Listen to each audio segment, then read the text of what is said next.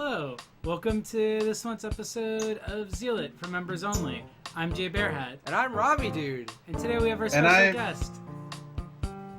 That's me. Hi, my name's Patrick. That was Patrick. Patrick, you may know from Twitter as Tragic Gay, and Tumblr as I don't remember any of your old Tumblr usernames, but there's a lot.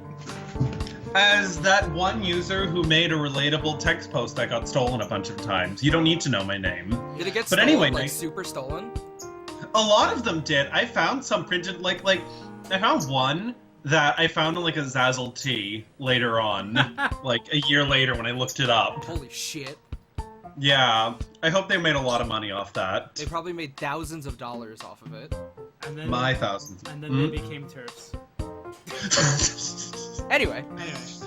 Today we're going to be playing Animal Crossing, and the idea for this came because Robbie and I were talking while playing Breath of the Wild about the Gamecube, but specifically like how the Gamecube had a lot of games on it that are just like really comforting games, and not comfort food in the sense of like shitty, but like you like eating it anyway, but in the sense of just like you play it because it's not really stressful, and that's what you want right now, is to just not be stressed.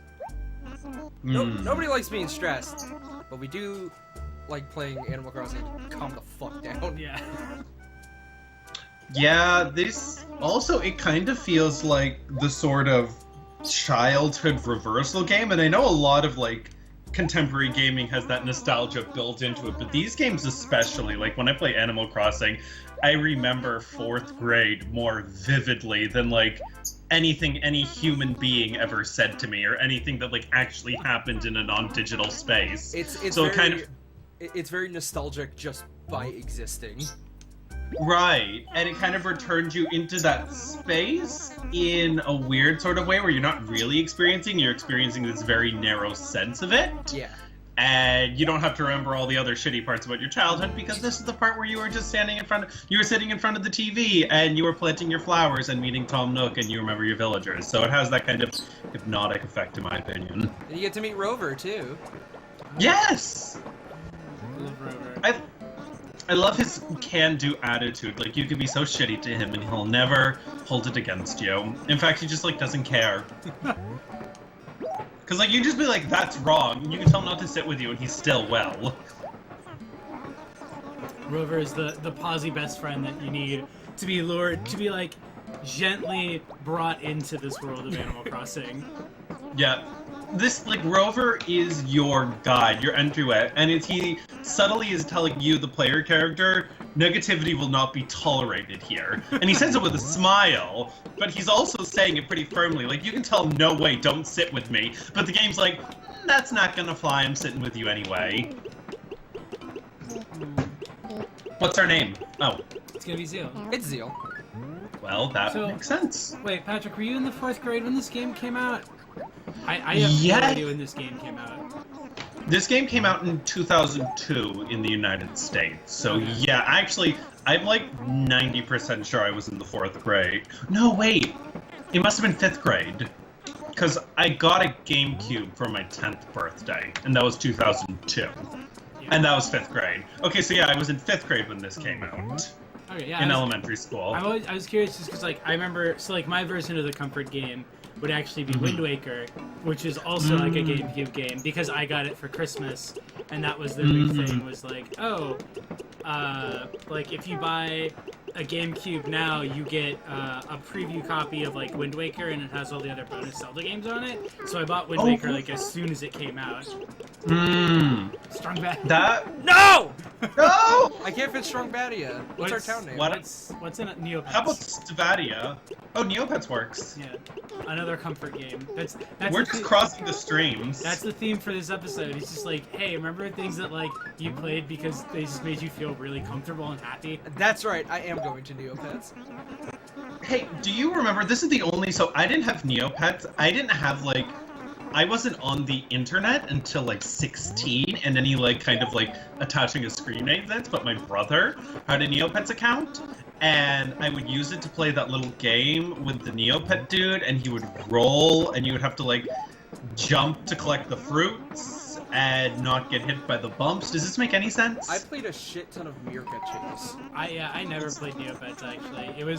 I actually had the same problem that I had with Animal Crossing, which is just that I didn't really like the appeal didn't really get to me, and I think it's because both of them involve like building up, whereas I was very much so like into exploration, which is why Wind Waker was my game to go to for unwinding. It's like you're just sailing around and finding stuff. Versus this, where it's like you have to build a house. As an aside, can I say both with Wind Waker and this game, I am consistently amazed at how like well the graphics and artistic style have held up. Oh yeah, absolutely. And like you see on Tumblr this sort of thing gift all the time, and it just like there's obviously graphical limitations, but they don't seem aged. They seem perfectly charming. They seem to work really well within the parameters of what they've got. And I've always really appreciated that about those games. I tried playing Wind Waker a little bit ago, and like it looks beautiful. It was made what 14, 15 years ago, and it still looks like it holds up really amazingly. Yeah, you can have like an impeccable art style in a game. It'll just be untouched by time. Yeah, Nintendo's always been good with that, because I feel like they've always been more willing to, you know, like, veer towards the cartoony style, which is always going to hold up better than, like, trying to be graphically real. Like, Half-Life 1 may be a great game, but oh my god, it looks awful. Oh, it looks like dog doo-doo now. Yeah, it really does. And, like, people were saying, I remember, like, you know, the old, reviews, they're like, these graphics are amazing, and it's like, huh? And I guess they'll be saying that about games today. Oh, yeah. In 20 years. But with this kind of game, you can actually say the graphics are quite good, because they're working within kind of the parameters of... They're working within their own tool set. We're gonna see fucking Last of Us, like, 10 years from now and be like, what the hell are we thinking? I mean, I look at Last of Us now sometimes, and I'm just like, this looks not great. These look like dolls with hair follicles individually attached to their like head 100 times over. Yeah, they really do. They kind of like look like a vaguely... One reviewer put it well, like all contemporary like character models, realistic ones, quote unquote, kind of look like Barbie or Ken dolls that were held over a fire slightly, so the plastic got all rubbery and weird. No, that's a good one. I think it was a Polygon article that said something like that, so I'm going to credit it properly, but I can't stop thinking about that now. Like, who tried barbecuing these Barbies and Kens? I'm like, the second your character got off the train, I remembered, this is something else I actually really like from this era of, like, games, was, like, the weird advertising of them. Like, do you remember the Animal Crossing ads where it would be them in, like, giant Animal costumes? Crossing, for the Nintendo GameCube, They would, like, film it like it was, like, reality TV. Yeah, I do remember those. I remember the magazine, Who Are You ads, where they would, like, tape, like, Nintendo characters over, like, political arguments and like Mario doing dirt bike tricks and stuff like that. And there was this one like huge mural in my mall that was just a "Who Are You" campaign. Oh my god! Does anyone remember Tattoo Mario? Yeah, I remember Henna Tattoo Mario. I remember Tattoo Mario. He had a peach tattoo. No, I remember for one of the Game Boy Advance SP ads, he has a henna tattoo on his shoulder. Ah!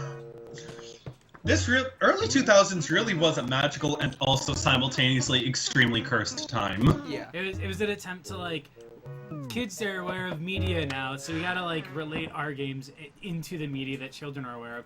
So children know what the real world is, so let's introduce them to the second world, Animal Crossing. Nice. Well, it's interesting, right? It kind of falls into that sort of trap where a lot of these Japanese-made games put a much higher premium on cute than their American advertisers. So American advertisers are like, the kids aren't gonna like this crap. We need to make it, you know, edgy and cool. So they have the "Who Are You" thing that like looks like a knockoff of what Coca-Cola's MTV kind of branded 80s ads.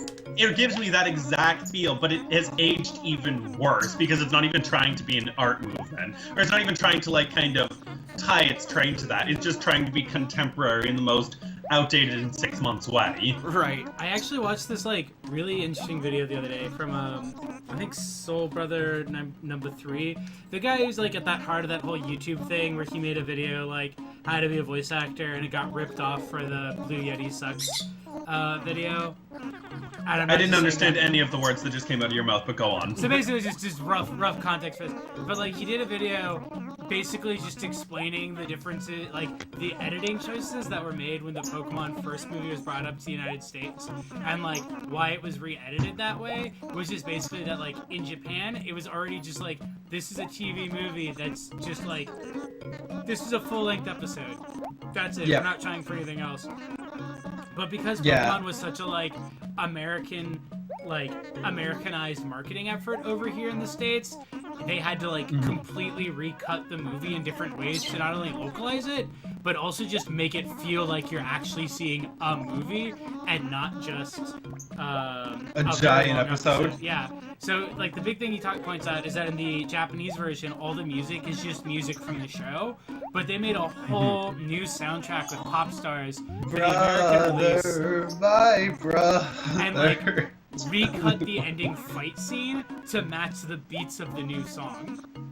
Oh my god. Yeah. I remember that fight scene too. Yeah, and it's because it's like he's like this is what makes it feel more cinematic, which is what American audiences are going to be expecting. And it was like a really interesting video to just like break down like very simply like how this was recut to make it work for an American audience. And I think that's kind of interesting to think about like why so many like games like this sort of like when they're trying to be advertised in America, even though the game is just like, you know, basically taking care of a plant as a video game, but it's cut in America as like, oh, it's gonna be kind of like reality TV, so there's gonna be like drama. Mm-hmm. Do you remember? I think Jay, you went off on this once, but the Ponyo on a cliff by the sea. Oh, the weird auto-tune. What was it? eight-year-olds? The auto-tune children Yeah, song. they made like a song for the American version where it's it was like the very youngest Jonas brother, and I think it was Miley Yes. Cyrus's younger sister did voices in the movie, and then they have them Right. sing the theme song, and then they auto-tune it to make it fit with like American pop production standards, but 8-year-old voices don't sound good auto-tuned, so it just sounds like a nightmare. It sounds like you're listening to Kids Bop like while having a really bad acid trip. I really want to listen to that. Also, we didn't mention this, but Robbie, were you attempting to cheat Tom Nook out of his money Yes. that he earned as being, you know, the owner of the means of production? Yes. You know, my mother never played video games, but me and my siblings were really. Oh my god, you're going really fast. I guess that's necessary though. Hey, but Robbie knows what to do. This is how you play Animal Crossing. you run around in the dump. Give me 1 second. So why are you in a dump?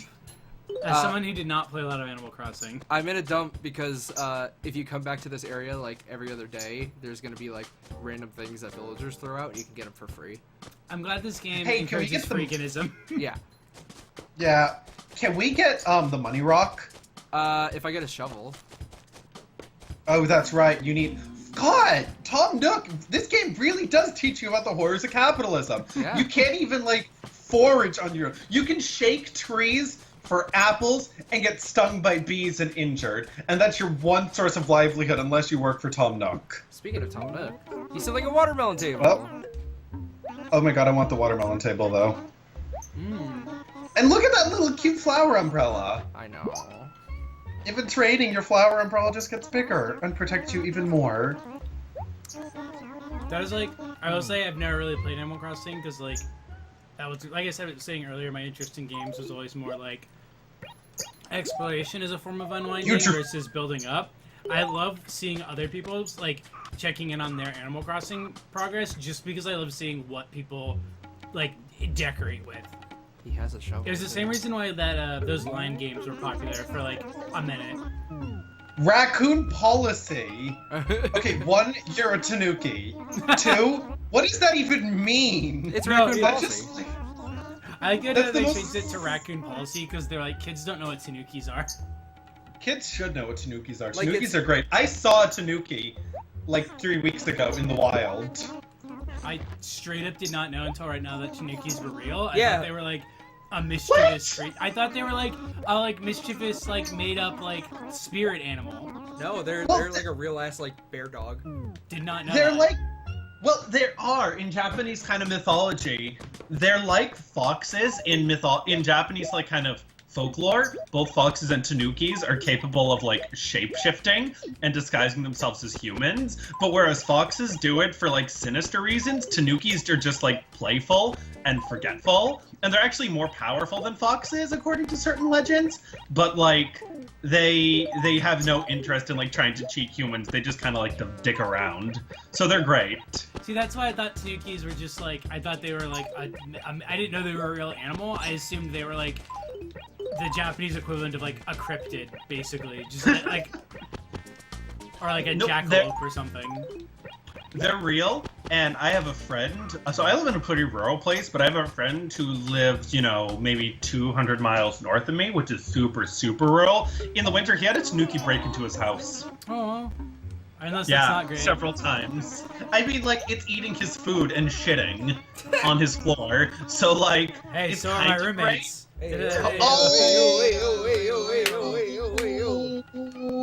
When are we getting the Animal Crossing game where you have to live with like five other people in order to make rent, and all of you make art, and you have like art parties once a month to raise rent, and all the other animals come and puke on your floor?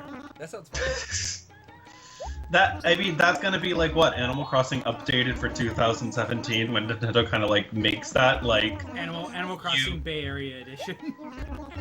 You have like it's the same house, but it's like 3 or 4 people to each one of these houses, and you have a series of jobs. Like in the old games, you had fishing or collecting fruits, and in this game, you have like you make art or call center or retail or gig economy stuff, so you can like install Uber or like one of those ones where you like ride a bike and deliver and like put up posters for bands.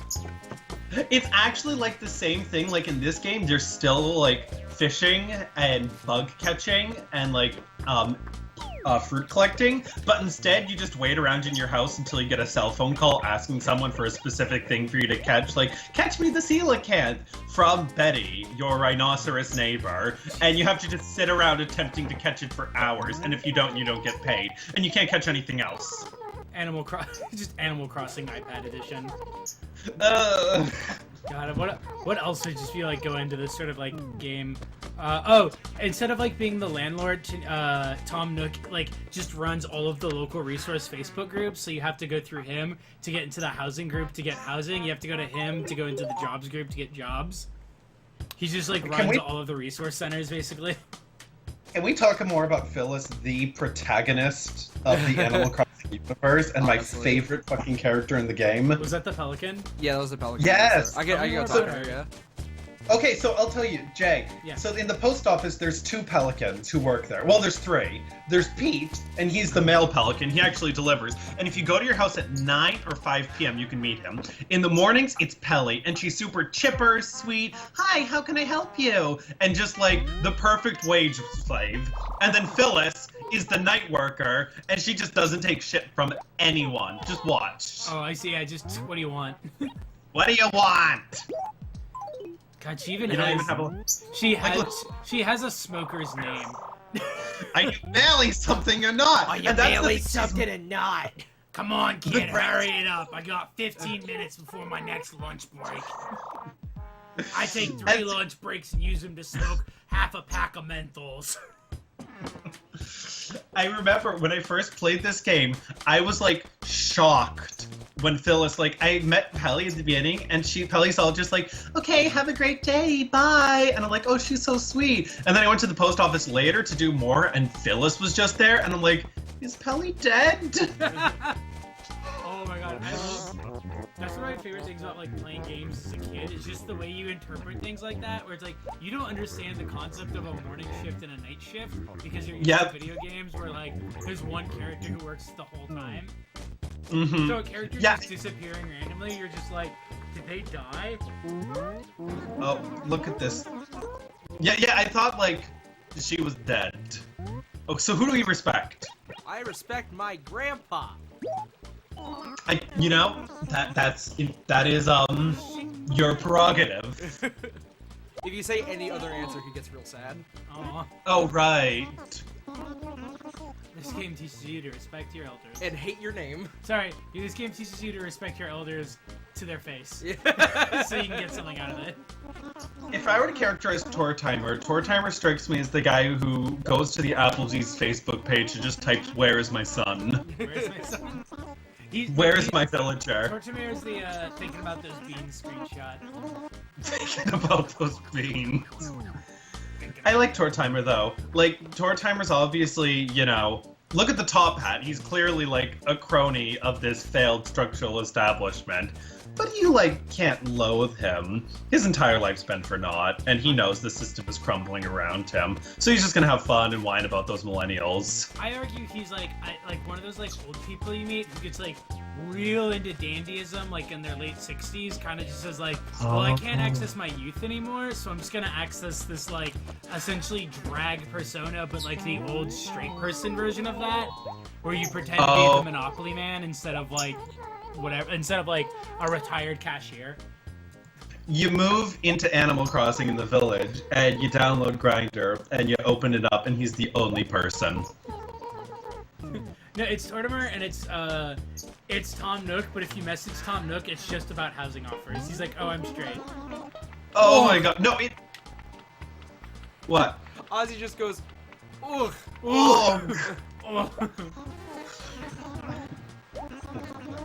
I love their catchphrases, and I didn't appreciate how, like, good and cute you could make them, and so I always made them at, like, 10 things like, "Hi, asshole," or "Hi, bitch." I think that's just And like, that just... I was gonna say, I think that's just like the kid impulse. Is that like there's two kids who play games like this. There's ones where you get that where you're like, I'm gonna make them say something cute, like my friend, or like bestie, and then there's the friends who are like, I'm gonna make them say swear words because they're not allowed to say them. Yeah, exactly. No, we had, me and my brother had a friend who we invited over when we first got this game, and said friend took control of her character, and he fucking started chopping the trees down and purposely stomping on our flowers. Demon! Right? He literally was like, I'll say this about this friend now, he's a huge Trump supporter, and he's in the army. That's what happens. Yeah.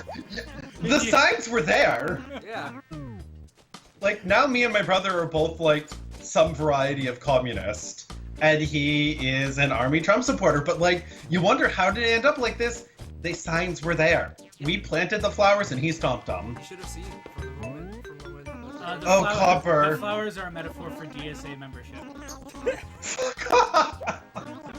That's not funny, I do have a DSA card.